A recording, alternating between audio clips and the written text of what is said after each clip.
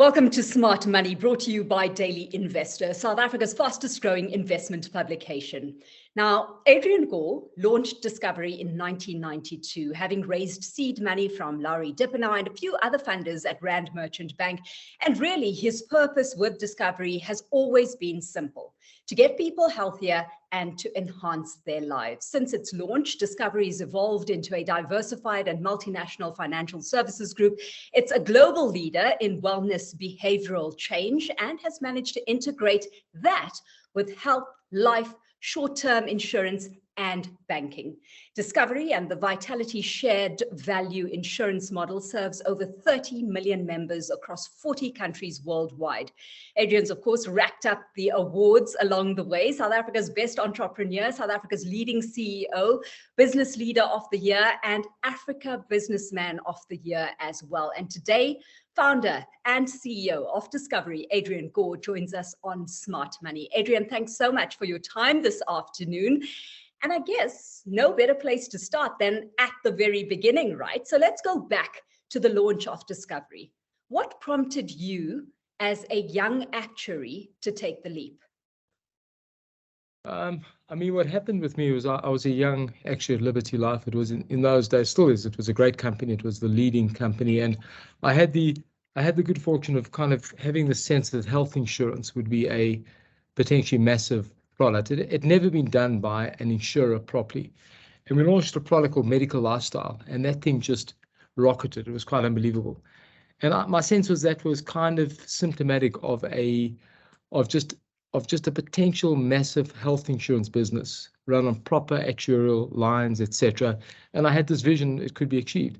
What's interesting, it was during the transition from apartheid to democracy, great uncertainty, which is actually an analog to today, and people there were scattering and worried and whatever. And I learned then that, if you put your head down and build while others are concerned and scattering and delaying and procrastinating, you'll get ahead. So, I think the timing, ironically, was really good. I then raised the capital with R&B folk. They were a small bank in those days, and we started moving. And it's been a great journey. It continues to feel new. That's the funny thing about building. Yeah. Today we might be looking at this Goliath, but it is a case of easier said than done. So what were some of the big challenges that came with building a multifaceted, multinational financial company? I'm not sure it was that difficult. I'd only be trite. I really don't. There was a lot of good fortune in it. I think the most fundamental issue, and I keep relearning it, is that if you've got smart people with you, things tend to get solved. It's a lesson you keep relearning. You keep thinking ideas will trump people. It's not the case. You have incredibly smart people. Things are so, to an extent. I don't mean again to be fluffy about it. My point, I guess, is the obsession with quality people from the get-go was one of the barriers. How do you get them? How do you motivate them? How do you inspire them? How do you keep perpetuating that? Once you've got that done, the things tend to follow. But there have been considerable complexities along the way, that we've had to face. The entire business model around medical savings accounts, actuarial pricing of healthcare, which is how Discovery started in 1999, was completely turned on its head by the Medical Schemes Act. Everything we built the business on was illegal overnight, the entire thing, And I remember days like that, that took us years to kind of unravel how we would solve that. And, we've had moments like that continuously through the business. But there is something about a very small business that develops a certain momentum, and you start to move. And, that's what happens. I love it, that you've got to make this distinction sometimes between challenges and complexity that comes with doing any business in any operating environment, right? But was there a specific moment when it hit, Adrian, that Discovery would become the success that it is today, that you realized that this has the potential to become a great company? Yeah. Maybe 2 points of inflection. Started the business, and we had a great product, and I had maybe a naive idea of how you could scale, but I was out there selling door to door. I'm not kidding you. It was a corporate product initially, boardroom to boardroom. We had this idea of a medical savings account. That was before Vitality was the kind of the core concept. No matter how many times we sold, we couldn't get over 1,800 clients. I remember I'd phone our operations guys, how are we doing? We're at 1,800. I remember saying to shareholders, we're just not going to make it. We're not going anywhere. Then we brought an American health economist out here who was an expert on healthcare systems. We had this fantastic function, and we had about 500 brokers in the audience. And this guy suddenly gave life to the medical savings account. I remember it vividly about this idea, and it's completely true. We saw it as a very simple idea, but in fact, he explained the idea of, patient power. And when you empower people with their own money, you get different results. And, as opposed to managed care in those days where you're trying to control the supply side, etc. But the point is that concept, suddenly I realized, this is profound. An idea that we thought was simple is kind of profound. And from that moment, I had a complete epiphany that this is real. With that kind of mindset, the concept of make people healthier started to move. And we just knew that we started to fly. After it became like really, literally knocking down things as we, I go to a boardroom and instead of presenting, here's your medical aid benefits, ours are slightly better. I said, listen, let me tell you about health economics. Why costs are out of control? Because people are spending your money. They're wasting it. We're going to flip it around, And then when Vitality came, I remember this idea of, earning points for doing healthy things. There was no data. There was no anything. We got the idea. We did the launch in the planetarium. It was kind of ridiculous. So on the launch, on the roof of the planetarium, we kind of spoke down to these intermediaries about Vitality. But I just knew this is a no-brainer. This is going to just fly.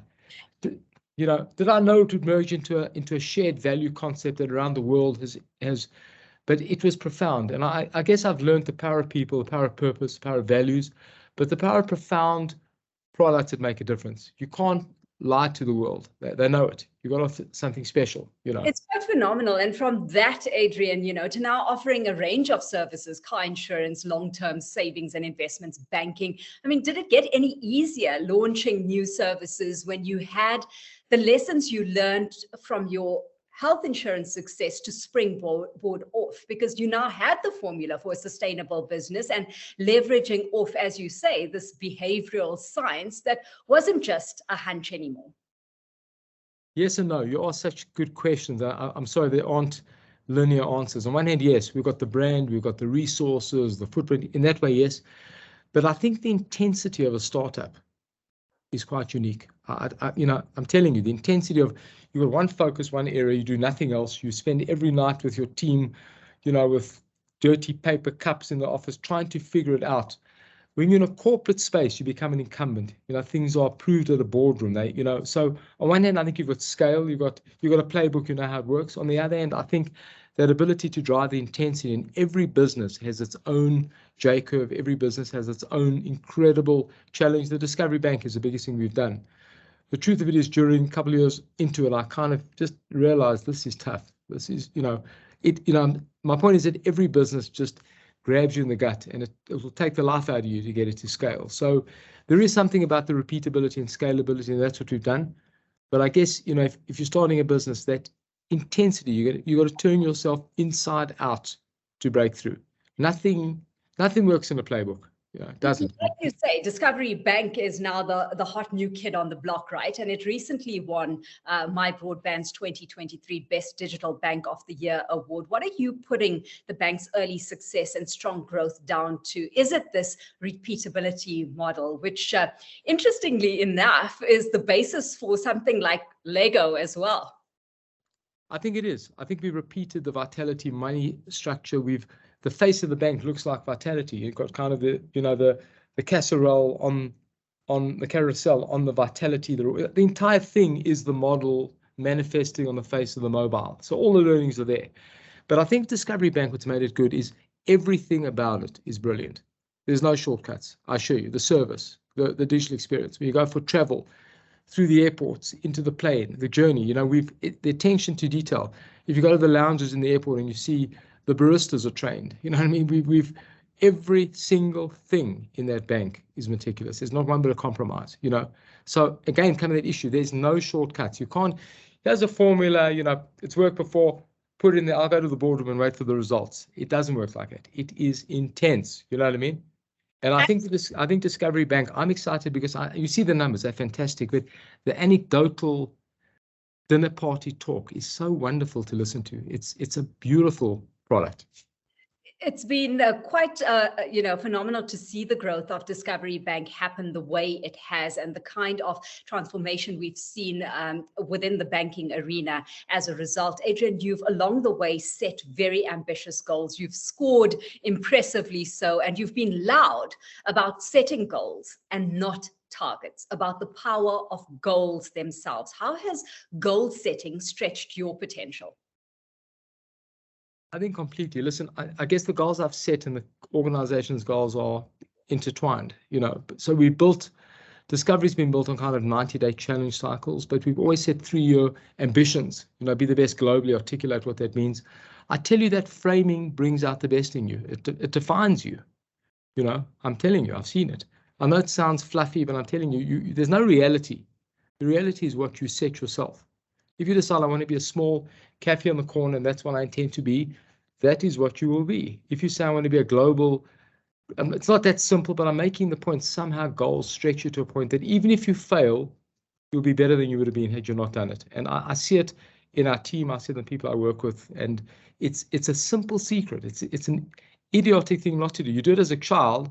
Somehow you become an adult, you stop dreaming, you stop setting goals. So I don't know how to answer my own journey. I mean, I'm intertwined, all of us are working, as I'm sure you are, 20 hours a day. I'm not, but that is what, I made the point. It feels like I'm starting out because the goals, there's no history to this thing. I'm on to the next goal. Okay, so let's drill down into the detail there. I mean, as far as your next goals for Discovery go, what are we looking at on that front, but also goals in your personal capacity?